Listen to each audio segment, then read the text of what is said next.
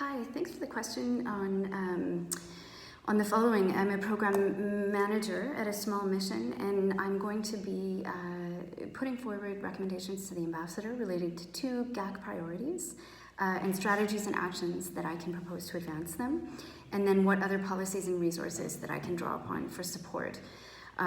So this is very true to life. It reminds me a little bit of the strategia planning discussions that we've had at Mission, because we very much follow this pattern in Lima, where I'm a program manager right now in the political and public affairs section. So as far as the two priorities that I would flag, the first one would be the rules-based international order.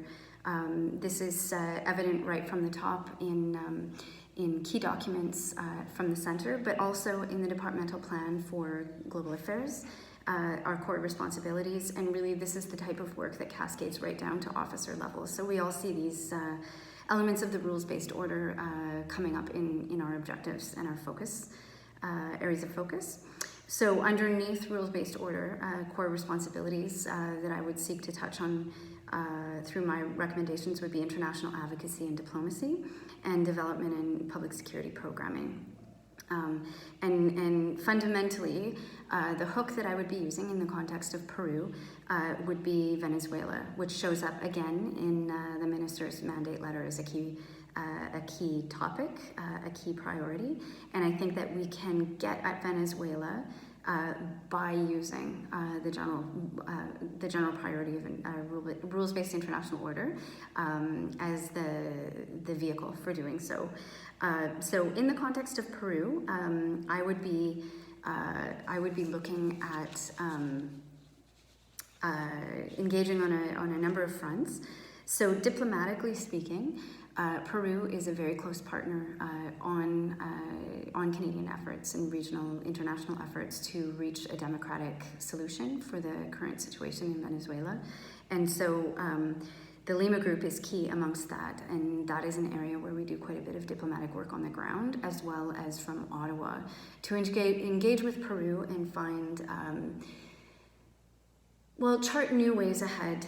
Basically, we aren't necessarily seeing the success we'd like to yet. And so creative diplomatic thinking and allyship with Peru on that front. So the multi-pronged approach on Venezuela that I would suggest to the ambassador would definitely include diplomatic engagement.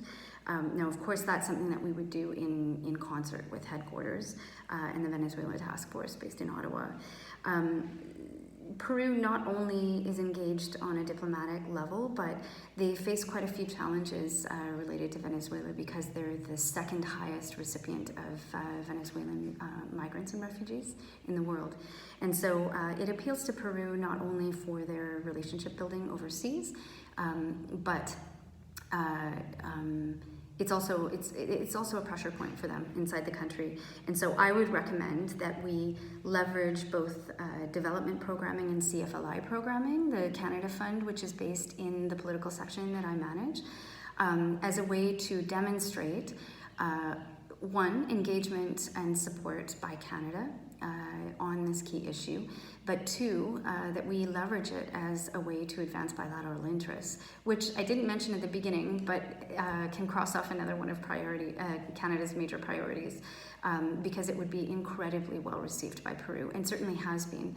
So this is work that we're doing, and my recommendation would be that we continue to do so, and we continue to find additional opportunities where we can do whole of mission, which reflects whole of government engagement on the Venezuela file. And to that end, I think I would also recommend that in advancing these Canadian foreign policy priorities that will be channeled through the Venezuela issue, that the embassy leverage my section's public affairs and advocacy opportunities to really build awareness around the situation of Venezuelans in the region, and also specifically Peru, but also Canada's contributions and support for the initiative. So my recommendation there would be using post-initiative funds, which we have done to do things like concerts, photo exhibits, and other very public events. But we would also use this to build profiles. So there are information sheets that we can use. We can help organizations that are working on this issue with a little bit of funding around the printing of materials for public affairs awareness. And then we can get the Canadian logo, for example, added on. We can take part in podcasts. We can have the ambassador do targeted strategic interviews. So all things along that angle as well. In this case then, cascading up from these specific, very small initiatives that support Venezuela, that support international advocacy and diplomacy, and then roll up to this rules-based order and the unfortunate situation on the ground right now, which is fairly destabilizing, not only for Venezuela itself, but the region as a whole. So that would be my first concrete recommendation around priorities. Secondly, I'd like to take perhaps a more unconventional approach. Rather than one of the key 4 GAC priorities, I would propose to the ambassador that we dig in on a ministerial priority that's very clearly articulated in his letter and has moved forward as a memorandum to cabinet, and that's cultural diplomacy. There's a huge appetite for that sort of engagement overseas. It's something that we saw Canada do, we pulled back from it, and now we're re-engaging again. And anecdotally, what I can say is since COVID's hit and people are feeling a little bit less connected, that culture is something that that kind of saves us all, and it's really I guess what comes to mind is that in diplomacy we're always looking for areas to connect to people, and especially now when we're as humans so disconnected, there's real potential for cultural diplomacy initiatives. And Peru is a very connected, technologically speaking, very connected country. And so while people are at home under quarantine, they're using their phones and they're on the internet and they're streaming. And so there are huge opportunities for us right now to make inroads in that area. And it's an evolving, strong bilateral relationship. And so the people-to-people ties are really what we heard in our last bilateral consultation, an area where I think there'd be huge receptivity for us to be approaching Peru more as a partner, given that the bilateral relationship has evolved towards more of a partnership. So all that to say, I would see 2 areas which I would recommend that we could capitalize on. One is the Peruvian Bicentenary, which starts in July. And so there are a range of activities that we could engage in there, including film festivals, the Lima International Book Fair. We are also looking at some artist exchanges, and all of this to build awareness around Brand Canada and also the closeness of our relationship with Peru. More concretely, and again aligned with a major, not one of the GAC major priorities, but a major Government of Canada priority that fits cross-cutting into everything that we do. So arguably the 4 priorities where possible is Indigenous issues and rights. And we see that also in Mina's letter.